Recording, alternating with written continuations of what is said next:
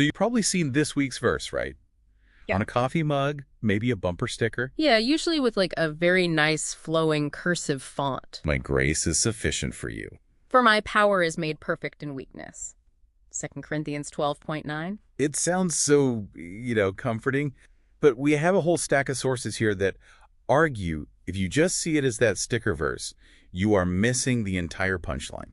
And that's really our mission today, to see this for what it was, which was a radical subversion of the first-century version of hustle culture. Okay, so to get that subversion, we have to understand the setting. Exactly. First-century Corinth. You have to picture it. It was, for all intents and purposes, the Roman capital of cool. A colony just obsessed with status. Totally obsessed. The whole culture ran on public honor. You were only worth what people thought you were worth. Image was everything. Mm-hmm. And into this world walks Paul. Right. And in this city, Paul was, frankly, embarrassing. He was up against these rivals the text calls the super apostles. And who were they? Think of them as like rock star sophists. They were eloquent, they were impressive, and they were probably charging very high fees for their wisdom. So they were the influencers of the ancient world, selling success. That's a great way to put it. And Paul's over there working as a tent maker, a manual laborer. Which was social suicide in that culture. Total social suicide.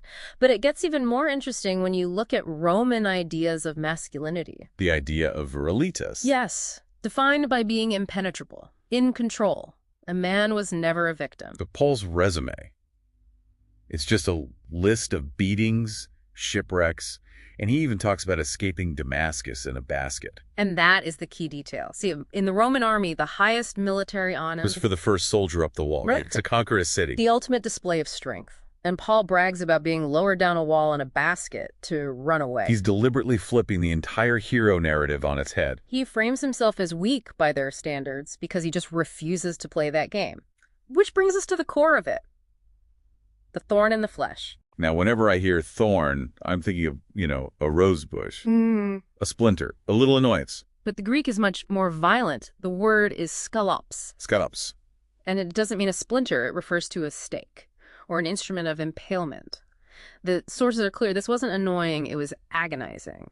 And there are a few theories on what it actually was medically. Right.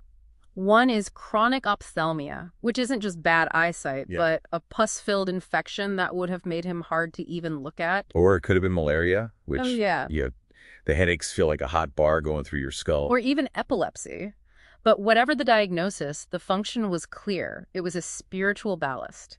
To keep him from getting conceited after his mystical visions. It tethered him to the earth. So he pleads 3 times for it to be removed. And the answer he gets is, "My grace is sufficient." And there's a key linguistic shift there. There is. The verb for sufficient is in the present tense. It's continuous. So it's not a one-time reservoir of grace. It's a constant river of power. Exactly. But here's where the sources highlight something just fascinating. The word used for how that power interacts with Paul. What's the word? Episkenu. Episkenu. Yes. That the power of Christ may rest upon me. Episkenu literally means to pitch a tent over. To pitch a tent. Wait, that's a direct callback to the tabernacle in the Old Testament, the Shekinah glory. It is. So let's unpack this. He's saying that his broken, hurting body has become the new Holy of Holies. That divine power actually prefers to dwell in the cracks of a human being. Precisely. The glory that once required a pristine temple now pitches its tent over human weakness. Okay, but let's be real. That sounds beautiful, but it also sounds a bit like a coping mechanism. I mean, celebrating weakness. You're not the only one to think that. You can't just accept the thorn when you have rent to pay. Of course.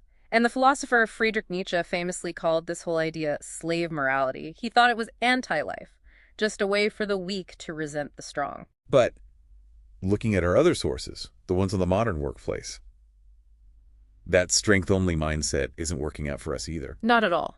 With 80% of the U.S. workforce at risk of burnout, that hustle culture of self-optimization is fracturing us. So that's the paradox. It is. Nietzsche's Superman is a closed system. It's brittle. It's terrified of losing control.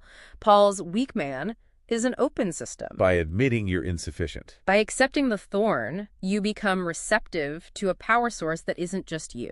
So the thorn isn't a defect you have to fix before you can be useful. It's the very site where the power operates best. It's not an obstacle to the power. It's the residence of the power. Which leads us to the final provocative thought for you. If the thorn in your life acts as a trellis for growth rather than an obstacle, Hmm.